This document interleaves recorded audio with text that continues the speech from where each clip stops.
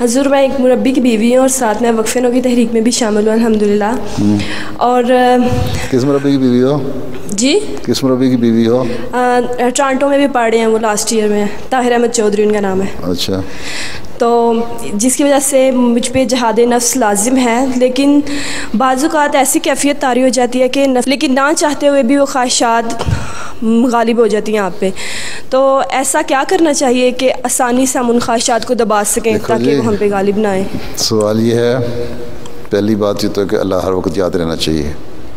ٹھیک ہے، یہ ہر وقت دماغ میں رکھو کہ تم نے وقف کیا ہوا ہے.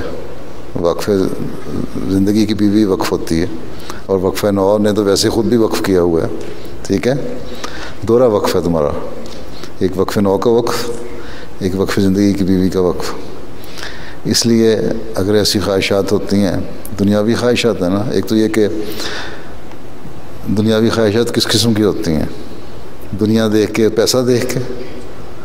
دنیا کے پاس پیسہ ہے اور ہمارے پاس نہیں ہے، اس کے پاس زیادہ عیاشی ہے، وہ اس کو خرید سکتا ہے، میں نہیں خرید سکتا.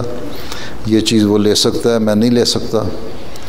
وہ بڑے گھر میں رہتا ہے، میں چھوٹے گھر میں رہتی ہوں. اتنی تو نہیں، لیکن چھوٹی چھوٹی بہت ساری ہوتی ہیں. تو اس وقت استغفار پڑھنا چاہیے.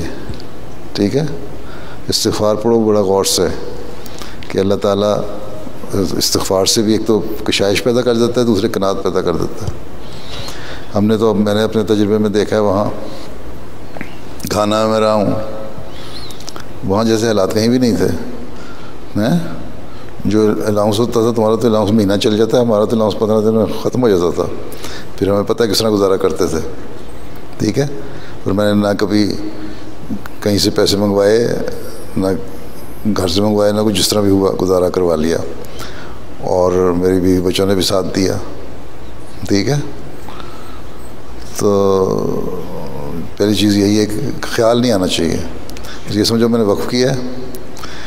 اور جب سپاہی جو ہوتا ہے، فوجی جو بیٹل فیلڈ میں جاتا ہے، جنگ کے میدان میں جنگ میں جاتا ہے، تو یہ نہیں سوچتا کہ وہ جو لوگ گھر میں شہر میں بیٹھے ہوئے آرام کر رہے ہیں اور میں یہاں جنگ گولی کے سامنے کھڑا ہوں اور لڑائی کر رہا ہوں اور کوئی گولی مجھے لگ سکتی ہے اور مر سکتا ہوں. نہیں سوچتا. بس اسی طرح وقف زندگی کو نہیں سوچنا چاہیے. ٹھیک. اور اس کا سب سے بڑا اختیار یہ ہے کہ استغفار بہت کیا کرو علاوہ نمازوں اور عبادتوں کے. جب بھی خیال آئے استغفار شروع کر دو، اس سے حالات بھی بہتر ہو جاتے ہیں اور قناعت بھی پیدا ہو جاتی ہے. قناعت پتہ کیا ہوتی ہے؟